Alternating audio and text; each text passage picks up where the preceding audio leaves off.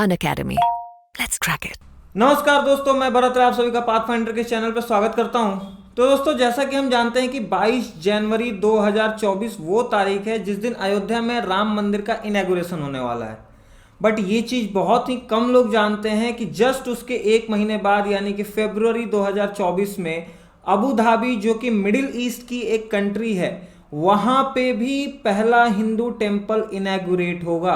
तो आप यहाँ पे देख सकते हैं that first Hindu temple in Abu Dhabi nears completion and to be inaugurated in February 2024।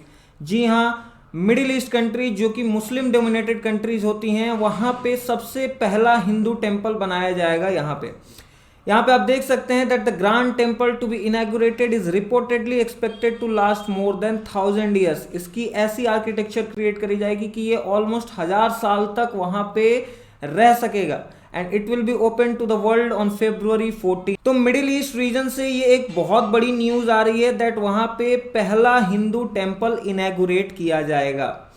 As the first stone Hindu temple in the UAE, the BAPS temple is paving the way for the cultural integration of diverse communities in the region. ये एक तरह से वहाँ पे जितनी भी communities हैं उनको एक साथ इंटीग्रेट करके लेके चलने का सिंबल बनेगा। वहाँ पे मुस्लिम डोमिनेटेड एरिया है, वहाँ पे हिंदूज भी रहते हैं, वहाँ पे इन दोनों का एक कल्चरल इंटीग्रेशन शो करेगा ये टेम्पल और इसका स्ट्रक्चर और इसका आर्किटेक्चर। अब अगर हम थोड़ी सी बात करें तो BAPS जो संस्थान है ये 1907 में स्टैब्लिश हुई थी। इसके फाउंडर थे स्वामी नारायण जी, जिनको कि लॉर्ड कृष्णा का एक अवतार माना जाता था।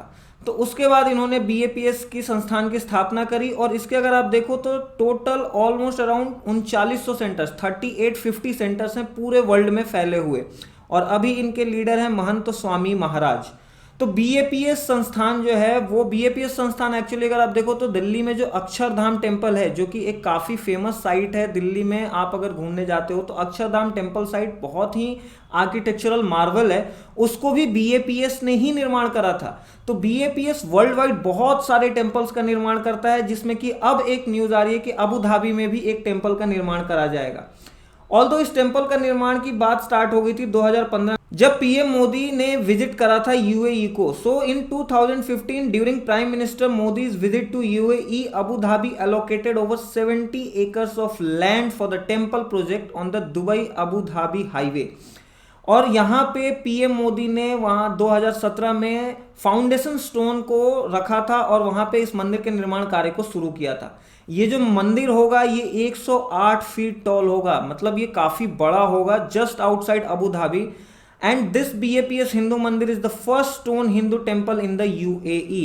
इनफैक्ट मिडिल ईस्ट में सबसे पहला हिंदू टेम्पल अगर कोई सा होगा तो ये BAPS हिंदू टेम्पल होगा and it will be the biggest in the waste Asia, being built at an estimated cost of 700 crore. अगर आप बात करें तो with a legacy of constructing 1100 Hindu temples world wide, including the renowned Akshardham temple in Delhi and the largest Hindu temple outside of India in new Jersey, BAPS continues to be a global cultural ambassador। BAPS ने almost 1100 temples का निर्माण किया है world wide. जैसा कि मैंने आपको बताया कि अक्षरधाम टेम्पल भी उन्हीं की देन है। तो एक तरह से BAPS कल्चरल इंटीग्रेशन के लिए बहुत ही अहम रोल प्ले करती है पूरे वर्ल्ड वाइड में। तो आज के इस सेशन में हम इस हिंदू टेम्पल के कुछ फीचर्स एनालाइज करेंगे और देखेंगे कि इसके फीचर्स क्या क्या हैं, क्या क्या इसके आर्किटेक्चरल मार्वल्स हैं। तो चलिए शुरू करते हैं, लेकिन शुरू करने से पहले मैं आपको बताना चाहूँगा कि अगर आप हमारे साथ अनअकैडमी ऑफलाइन सेंटर्स में जुड़ना चाहते हैं तो करोल बाग और मुखर्जी नगर में हमारे ऑफलाइन सेंटर्स खुल चुके हैं। वहाँ पे अगर आप एडमिशन लेते हैं और मेरा कोड यूज़ करते हैं BR10 तो आपको फ्लैट 40% ऑफ मिलेगा, यानी कि जो प्राइसिंग पहले 1,75,000 की थी वो अब 1,09,999 की हो जाएगी। और ये ऑफर सिर्फ 15 दिसंबर तक वैलिड है। बैचेज वहाँ पे 30 दिसंबर से स्टार्ट हो रहे हैं और अगर आपको सारी जानकारी घर बैठे चाहिए तो हम गूगल फॉर्म का एक लिंक प्रोवाइड कर देंगे डिस्क्रिप्शन ऑफ दिस वीडियो में। वहाँ पे जाके आप अपनी डिटेल्स भरें और मेरा कोड यूज़ करें BR10 तो आपको अनअकैडमी की एक टीम कांटेक्ट करेगी और सारी जानकारी दे देगी। तो चलिए शुरू करते हैं। अगर हम बात करें BAPS टेम्पल के इंसेप्शन की तो यहाँ पे 40,000 cubic meter of marble use किया जाएगा, 1,80,000 क्यूबिक मीटर ऑफ सैंडस्टोन और 1.8 मिलियन ब्रिक्स यानी कि 18 लाख ब्रिक्स के आसपास यूज किए जाएंगे। अब तक अगर देखा जाए तो 4 लाख आवर्स लग चुके हैं इसको बनाने में, और पता नहीं अभी और कितने आवर्स बचे हुए हैं, बट ये फरवरी 2024 तक कंप्लीट होके इनैगुरेट हो जाएगा। इस टेम्पल की एक खास बात अगर देखें तो इसमें 7 स्पायर्स होंगे। स्पायर्स कहने का मतलब अगर आप देखो तो शिखर, या फिर ये एक सिंबॉलिक शिखर होते हैं जो कि किसी ना किसी चीज को सिंबलाइज करते हैं। तो यहाँ पे ये जो 7 स्पायर्स होंगे ये सिंबलाइज करेंगे 7 एमिरेट्स ऑफ द यूएई को, each symbolizing an emirate of the UAE, and the aim of the spirals is to promote unity and harmony in the multicultural landscape. UAE एक मल्टीकल्चरल लैंडस्केप है, जैसा कि हम जानते हैं, वहाँ पे मुस्लिम्स भी हैं, वहाँ पे हिंदूज भी जाते हैं, और वेरियस कल्चरल पीपल वहाँ पे जाके काम वगैरह भी करते हैं, वहाँ पे रिसाइड भी करते हैं। तो इनकी कल्चरल यूनिटी को ये एक दर्शाएगा, और ये 7 स्पाइरल्स वहाँ के पूरे 7 एमिरेट्स ऑफ द यूएई को यूनाइट करके दिखाएंगे। अब अगर बात करें कि इसका डिजाइन का इंस्पिरेशन कहाँ से है, तो इसके डिजाइन का इंस्पिरेशन हमारे वैदिक आर्किटेक्चर और स्कल्पचर से आया। हमारे वेदास में जो लिखे हुए हैं, हमारे जो पुराण लिखे हुए हैं, वहाँ पे जो मेंशंस हैं कि एक मंदिर कैसे बनना चाहिए, मंदिरों के बनाने के लिए स्पेसिफिकली इंडियन हिस्ट्री में किताबें लिखी हुई हैं कि हाँ आप मंदिर का निर्माण करोगे तो ऐसे करोगे। जैसे कि एक ईशान कोष होता है, ईशान कोष मतलब आपको हमेशा मंदिर का माउथ का जो डायरेक्शन है, गेट का जो डायरेक्शन है, वो हमेशा ईस्ट वर्ड्स रखना चाहिए, ताकि जब सूरज पहली बार उगे तो पहली लाइट मंदिर के गर्भगृह में पड़े। तो ये सारी डिटेलिंग्स लिखी हुई है वहां पे, जिसके अनुसार इसको बनाया जा रहा है। And many of the statues and carvings have been done by artisans in India and have been shipped to Abu Dhabi. मतलब इंडिया में आर्टिजन्स ने बहुत सारे स्क्रिप्चर्स और बहुत सारे स्टैचूज को कार्व करा और वहां पे भेजा, ताकि उसको मंदिर में इंटीग्रेट किया जा सके। जैसे आप ये देख सकते हो, यहाँ पे यक्ष है, यहाँ पे बहुत सारे आप देख सकते हो कि स्टैचूज जो लगाए हुए इंडियन आर्टिजन्स ने इनको कार्व करके वहां पे भेजा है। जैसा कि मैंने आपको बताया कि इसमें 18 लाख ब्रिक्स यूज हो रहे हैं। उन ब्रिक्स में ऑलमोस्ट 50,000 लोगों ने अपने हाथों से वहां पे ब्रिक्स लगाए हुए हैं, जिसमें कि अगर आप देखो तो external affairs minister S Jaishankar ji भी हैं। उसके साथ साथ आप देख सकते हो संजय दत्त, अक्षय कुमार जैसे सेलिब्रिटीज ने भी वहां पे जाके ब्रिक्स का लेइंग डाउन करा हुआ है। तो आप ये फोटोज देख सकते हो, संजय दत्त, यहाँ पे जयशंकर जी वहां पे ब्रिक लगा रहे हैं। तो एक तरह से ये हमारी भावना दिखाता है कि कैसे यहाँ के लोग सामने से जाकर के इस मंदिर के निर्माण में योगदान दे रहे हैं। और अगर इस मंदिर की एजुकेशनल और रिक्रिएशनल फैसिलिटीज की बात करें तो हमारे एंशिएंट टाइम्स में ना टेम्पल्स का एक कॉन्सेप्ट चलता था, टेम्पल कॉम्प्लेक्स या टेम्पल सिटीज के बारे में।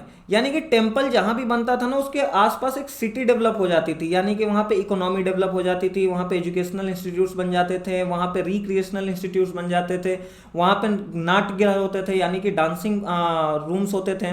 तो एक तरह से टेम्पल के चारों ओर एक तरह से सिटी डेवलप हो जाती थी। वैसी ही सिटी यहाँ पे डेवलप करने की कोशिश करी जा रही है।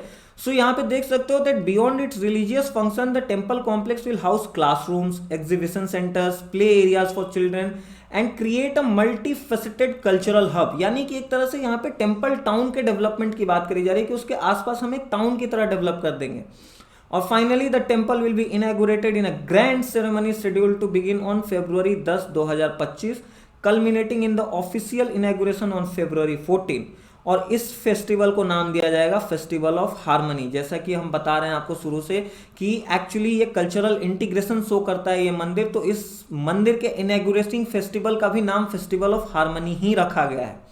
अब दोस्तों अगर हम थोड़ी सी बात करें कि हमारे जो मंदिर होते थे एंशिएंट मंदिर, उनके स्ट्रक्चर में क्या क्या पार्ट होता था, तो आप यहाँ पे देख सकते हो इस इमेज में कि ये अलग अलग पार्ट्स बताए हुए हैं। जैसे यहाँ पे एक कलश बताया हुआ है। कलश का काम ये होता था, कलश इस थॉट प्रोसेस से लगाया जाता था कि स्वर्ग लोक से जो नेक्टर यानी कि अमृत गिरता है इस धरती पे, वो मंदिरों के इस कलश में ही इकट्ठा होगा, तो कलश इसलिए लगाया जाता था। यहाँ पे दूसरा आप देख सकते हो आमलक। आमलक को ऐसा बोला जाता था दैट ये सन को रिप्रेजेंट करता है और ये यूज होता है गॉड के लिए, गॉड के ट्रांजिशन के लिए, यानी कि गॉड स्वर्ग से या फिर अदर लोक से इस धरती लोक में इसी आमलक के थ्रू आते हैं या फिर प्रस्थान करते हैं। फिर आप यहाँ पे शिखर देख सकते हो, यानी कि ये जो आपको टावर दिख रहा है ये शिखर के नाम से जाना जाता है। उरु शिखर मतलब सब्सिडियरी शिखर, यानी कि ये जो छोटे टावर्स उसके आसपास बनाए जाते हैं इनको उरु शिखर कहते हैं।